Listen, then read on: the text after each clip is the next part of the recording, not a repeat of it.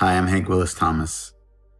I am an artist and a collaborator of Mass Design Group of 5 or 6 years and have been forever impacted by the way in which they approach the field of architecture through the lens of beauty and social justice.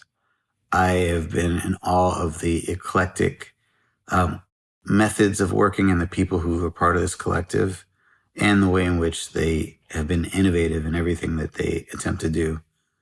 And for that reason, I'm so happy to be congratulating Mass Design Group on the 2020 Wall Street Journal Magazine Innovator of the Year Award for the category of architecture. I love architecture because it's a discipline that is full of constraints and full of beautiful compromises. I'm Michael Murphy, and I'm the executive director and founding principal of Mass Design Group. Mass Design Group is an interdisciplinary collective focused on designing, building, and advocating for architecture that promotes justice and human dignity. Architects and designers, artists, engineers, driven by a mission that the built environment around us shapes our lives every day. The way that we design is very different because we shift the discipline in architecture. We're, in many ways, translators. We're thinking about how to visualize and spatialize ideas that we hope maybe uncovers new possibilities. Our organization started in northern Rwanda in 2008.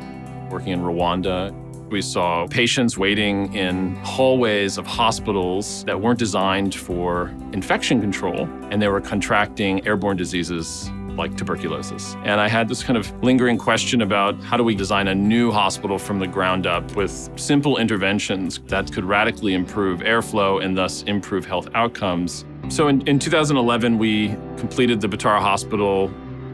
We try and look at every design decision as an opportunity to have impact, not just in places like Rwanda.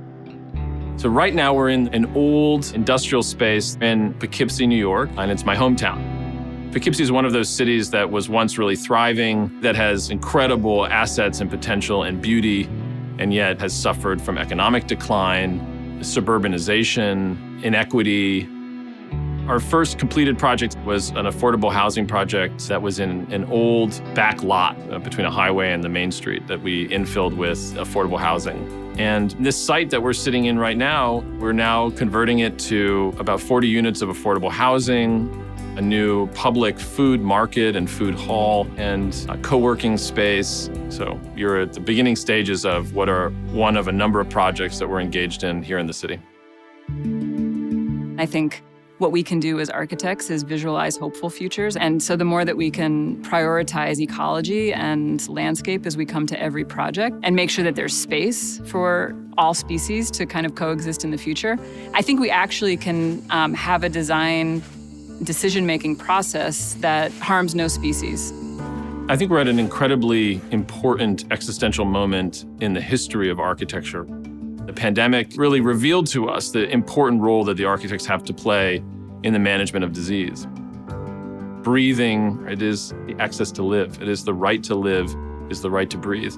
And buildings manage that and mitigate that. And today, in the middle of this COVID epidemic, I feel all of us in the world are waking up to that same reality, that the buildings around us are not just about comfort, they're about our health. And that's a fundamental paradigmatic shift, I think, in the way that we think about what buildings do and how we interact with them every day. For me personally, what's the point of being on this earth? And it's to leave it a better place than we came.